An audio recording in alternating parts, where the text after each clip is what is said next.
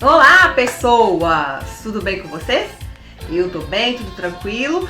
E eu estou aqui de novo com mais um Minuto Patrine. Antes de começar, eu gostaria de convidar todos vocês a seguirem o Senpu e curtirem a gente em todas as redes sociais nas quais estamos presentes. Estamos no Facebook, estamos no Twitter, Instagram, temos grupo no WhatsApp e TikTok. E é muito fácil encontrar a gente, é só você procurar lá pela arrobinha Senpu Tokusatsu. Senpu é com N de nariz, P de pato, 2 U's, que é o furacão. Senpu Tokusatsu. Procure pela gente e vamos para mais um vídeo.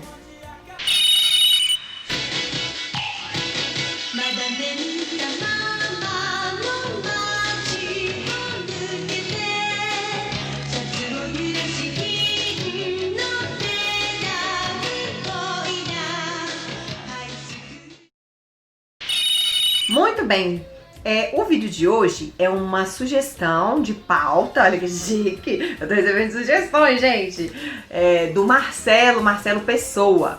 Ele é um grande colaborador, amigo, ouvinte, leitor do Senpu e ele mandou essa sugestão querendo que eu falasse um pouco sobre isso e eu vou falar sobre esse assunto usando a experiência do Marcelo e a minha.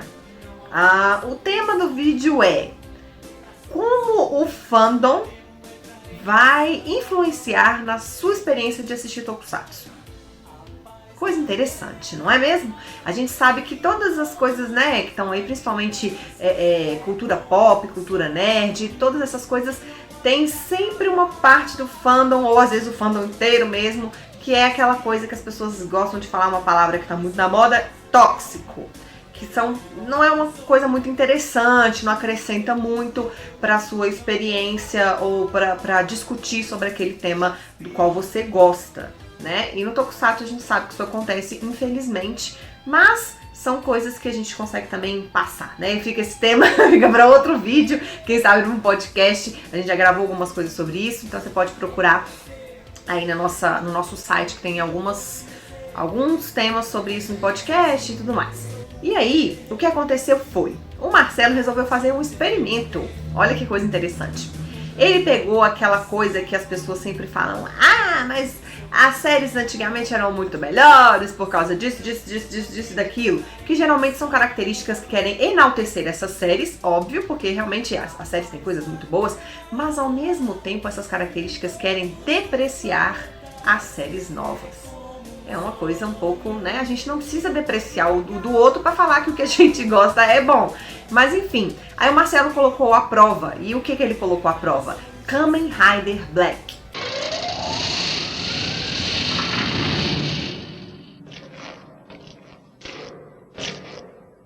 E eu aproveitei que tá aí, né? O Kamen Rider Black tá em voga. Agora domingo vai voltar a passar na Band.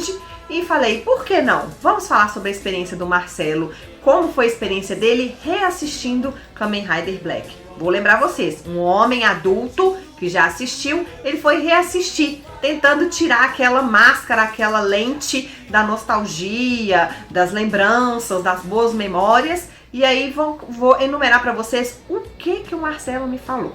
Dá pra melhor, com certeza que a gente ia mudar melhor, já tava bom. Diz que ia mudar pra melhor, não tava muito bom, tava meio ruim também, tava ruim. Agora parece que piorou. Primeiro ponto que foi desmistificado: não existe mais vilão como Shadow Moon.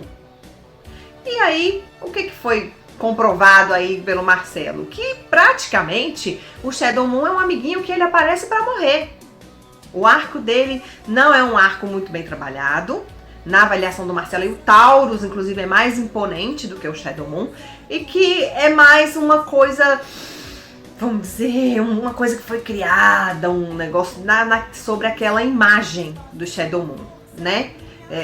Daquela coisa do bem e do mal, que a gente também já falou sobre isso nos Tokusatsu antigos. Tinha muito o preto e o branco, o bem e o mal, o lado bom e o lado ruim, a luz e a sombra. E hoje em dia a gente já vê isso em várias outras coisas, não só no Tokusatsu, mas nós temos tons de cinzas para diversas coisas, né? A gente tem, e as pessoas são assim, ninguém é totalmente mal, ninguém é totalmente bom. Então, eu acho que é um reflexo mesmo da sociedade e da forma de se narrar e se contar histórias, né? Então, esse é um ponto importante.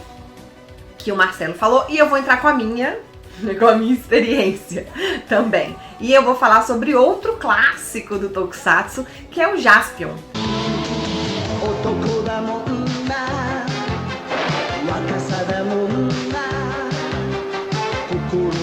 Se você já quer me bater antecipadamente, pode entrar lá no site e escutar o nosso podcast número 100.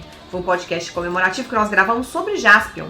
E nele eu coloquei as minhas opiniões sobre Jaspion, obviamente, também de uma mulher adulta que reassistiu Jaspion. Tirando, né, não tirando porque não tem como tirar essas memórias, mas reassistir com um olhar diferente.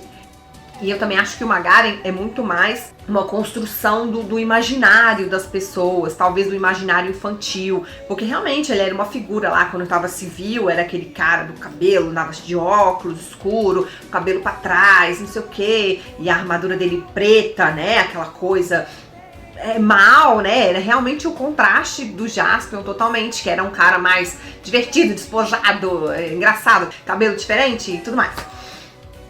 Então eu acho que isso é mais uma questão do imaginário e óbvio, tá totalmente correto para aquele público ao qual foi destinado. É um imaginário que a gente tinha mesmo, mas você assistindo, você vê que ele só vai jogando as pessoas, vai jogando outras pessoas, que era uma coisa muito comum no Tokusatsu antigamente. Vai jogando a bruxa Kyuza, depois aparece aqui o Masa, que é a irmã, depois aparecem vários outros seres de outros planetas que vão enfrentando o Jaspion, vão enfrentando. Ele tem uma luta com o Jaspion, depois mais uma, e nas 2 vezes que ele enfrenta o Jaspion, não tem, né? Óbvio, a gente sabe que o Jaspion vai ganhar, mas por que não ir construindo aos poucos esse embate entre os dois, né? De alguma forma que ficasse um pouco mais complexo, né? Um pouco mais, vamos dizer, vai ter um pouquinho mais de graça, né? Vai dar uma emoção. Eu também não acho que o Magaren seja tudo isso em comparação aos outros vilões, não. Ele é um vilão bom, óbvio, não acho que se eu te fizesse um top 10, talvez ele estaria nesse top 10. Mas usar ele pra depreciar os vilões novos, eu acho que estão em patamares bem semelhantes. O sonho de meu pai e meu sonho é isso, é o início da Era dos Mutantes. Outro ponto que o Marcelo colocou, que ele foi assistir e chegou à conclusão de que não é bem assim. Falando que os Riders de hoje são muito bobos, que eles não têm história, né? Os Riders, as séries no geral, porque não é uma comparação, vamos dizer, com o Black, seria nos Riders, né? Então que os Riders hoje são muito bobos, não tem muita história, não tem muito enredo. O que o Marcelo concluiu, né, que se você colocar os episódios aí do Black, alinhar todos esses episódios, também não é um roteiro que se diga, né, que maravilha, e que é muito baseado naqueles roteiros de monstro da semana, não é uma coisa que continua o enredo, não é uma coisa que acontece uma coisa lá atrás, que depois aqui na frente vai ser uma revelação e tudo mais. E volto pro Jaspion, é uma coisa que realmente me incomodou na série, quando eu revi, e que eu não sei dizer, porque eu não tenho esse conhecimento de bastidores nem nada disso, mas é que dá a impressão de que a série queria seguir um caminho e não conseguiu seguir esse caminho, né? No início a gente achava que o Jaspion ia desbravar o universo, ele ia para vários planetas, e realmente acontece no começo, eles colocam umas locações diferentes, algumas coisas diferenciadas, e você fala, poxa, ele vai viajar todo o universo, né? Vai conhecer tudo, e ele é o Tarzan espacial, é isso mesmo que ele tem que fazer. E por um acaso do destino ou um acaso do roteiro, ele acaba parando na Terra e aí as pessoas começam a vir a ele, os alienígenas, os extraterrestres, os vilões, começam a vir até ele e enfrentá-lo na Terra, porque talvez, né, a locação seja essa mesmo que a gente tem. Não que isso vai perder, a série vai ficar ruim por causa disso, mas é uma expectativa que se cria, é uma premissa que se coloca e ela não vai adiante. Né? Então acho que pior do que fazer tudo na Terra mesmo é você quebrar uma expectativa e você falar, e aí, o que aconteceu, né? Com o Tarzan espacial, é o Tarzan terrestre, não é mais o Tarzan espacial. Então, mais um ponto. Planeta dos monstros. Ai, ai, ai! Jaspion, vamos brincar de bola? Mia tá jogando direitinho.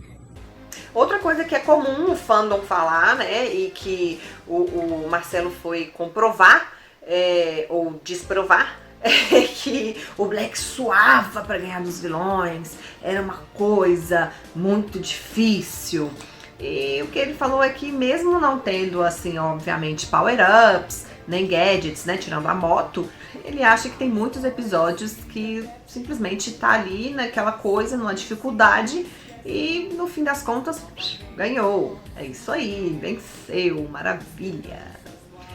O Jaspion eu não consigo enxergar isso muito. Eu acho que assim, é uma coisa de realmente, como eu falei, tem vários personagens diferentes que vão desafiá-lo, ele luta com eles e eu não sei, ele segue um padrão, né? Segue uma receitinha de bolo, que sempre vai acontecer aquilo, a gente sabe que ele vai ganhar, inclusive com o vilão principal. É essa talvez a minha crítica, né? É que da mesma forma que ele ganha de todos os outros vilões, ele ganha do principal, apesar dele ter desafiado ele 2 vezes, mas não foi nada muito difícil, né? E por último, é uma coisa que as pessoas falam sobre elenco de apoio. Não sei se é baseado principalmente no Kamen Rider Force, né? Que a gente vê um elenco de apoio que realmente são adolescentes, porque, né, é a premissa da série, uma série que se passa na escola, mas falam que o elenco de apoio das séries atuais são bobinhos, são fracos e tudo mais. E o Marcelo considera que, pelo menos hoje em dia, esses elencos de apoio interferem na série e fazem alguma coisa que move a série pra frente, né? Pra ele ali, a irmã do Black e a ex-namorada do Shadow Moon, elas muitas vezes estão lá e veem as coisas acontecendo e pior, era como se nada tivesse acontecendo. Legal, o cara passou por experimentos, virou um insetoide, o outro também, e eles estão brigando, são irmãos, mas tudo bem, a gente vive a nossa vida aqui tranquilamente, tá tudo legal e tal. E hoje em dia, né, como a gente vê, até para ter mais Riders, esses elencos de apoio têm realmente ali uma sua participação no enredo, na narrativa, para empurrar aquilo ali para frente e fazer alguma coisa diferente e enriquecedora, né, nas séries. O elenco de apoio de Jaspion, não preciso nem falar com vocês, que é Henri e a Mia, inclusive que meu filho adora quando passa a Mia na televisão falando Mia, Mia, ele repete Mia, Mia. É uma gracinha, qualquer hora eu vou gravar pra vocês. Mas elas estão basicamente ali para serem sequestradas e salvas por Jaspion, né? Edin não, Edin já ajuda, né? Ele já faz alguma coisa pra ajudar o Jaspion ali com aquela pedra, né? Aquele negócio. Edin me ensinou a lutar, como lutar? É isso a música? Acho que é. Errou! Edin, o profeta, em todas as galáxias.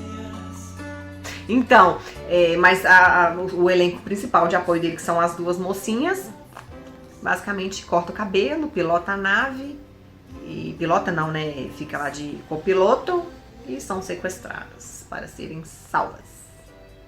E tem o Boomerman também. O Boomerman ajuda. Olha aí, legal. O Boomerman, bacana. Mas também sumiu, né? Quando precisou sumir com ele, a gente some com ele. E, enfim, né? O raciocínio que isso tudo me levou a ter, na verdade, é que a base dos tokusatsu ela é muito semelhante, né? A gente tendo a modernidade das coisinhas de hoje, né? De tecnologia, de gadgets e de muitos personagens de hoje, ou a gente tendo aquela coisa mais clássica de um herói que vai ali enfrentar tudo sozinho. Eu acho que a estrutura, né, como é feito o modelo dos tokusatsu é muito semelhante. Seja em 70, 80, 90 e agora 2000, 2000 e tanto, eu acho que é tudo muito parecido. É óbvio que aí vem essa coisa que a gente tá falando, de como é contado, como é narrado, como que isso vai pra frente ou não. E muitas vezes, é uma forma de eu enxergar, tá, gente? Tanto o tokusatsu antigo quanto o novo, muitas vezes o roteiro não é a prioridade. Por quê? A gente também tem que ver que é uma história de herói, é uma história de ação. Ela, né? A grande preocupação ali, até pela raiz da palavra, que eu não vou saber explicar, mas já, né, lemos sobre isso, sabemos sobre isso, o termo, ele diz mais respeito a efeitos especiais, né? Surgiu como uma forma de mostrar, pelos efeitos especiais e pelos heróis, passar mensagens positivas. Isso eu acredito que todas as séries de tokusatsu fazem, todas elas têm esse mérito, mas a gente também não pode querer cavar uma coisa que talvez não tenha ali pra desqualificar a outra série, né? De novo, tem séries antigas boas, séries novas boas, séries antigas ruins, séries novas ruins. Obviamente a gente tem tudo isso. Mas o importante é, a gente tá inserido aí num fandom que muitas vezes tá muito preocupado em se agredir, ao invés de estar preocupado em procurar ali o que de bom que eu posso tirar dessa série, sabe? Ela fazendo sentido pra mim ou não fazendo sentido pra mim. Eu acho que, antes de tudo, a gente tem que assistir, né? Tem que ter contato com aquilo pra gente julgar se a gente acha bom ou ruim. É muito importante mesmo. Tem pessoas que simplesmente falam, eu vi a foto e não gostei. Tá, mas e aí? Vamos, né, vamos dar uma chance, vamos assistir, vamos reassistir, talvez, né?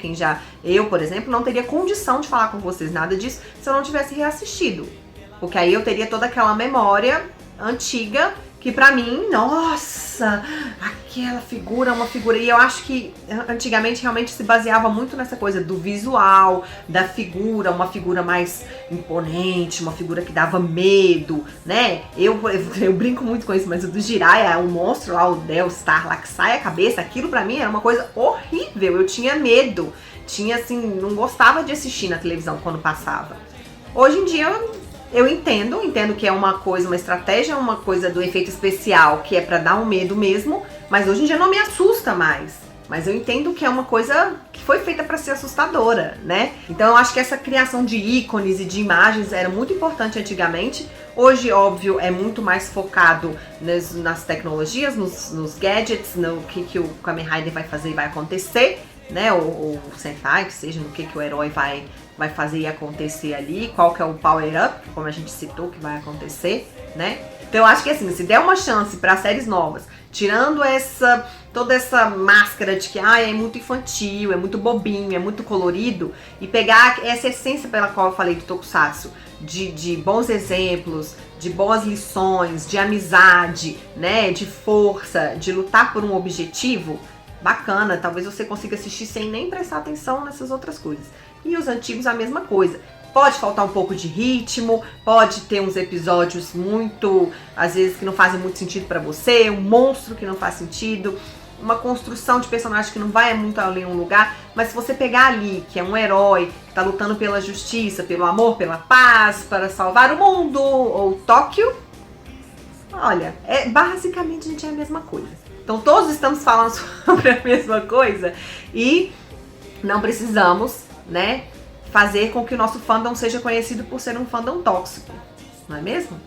Então, acho que essa é a lição do dia, gente. Todo mundo assiste tudo, sejam felizes, não precisa chatear o coleguinha, deixe o coleguinha ser feliz e assistir o que ele quiser, mas mandem análises assim, porque eu acho excelente fazer essas comparações, acho muito legal desmistificar algumas coisas que as pessoas também têm aí, e mesmo que a gente leve umas pancadas, acontece, não é mesmo, gente? Fiquem todos muito bem, quem puder, permaneça em casa, tá? Saiam seguros se tiver que sair, e beijos, vejo todos vocês em 1 minuto!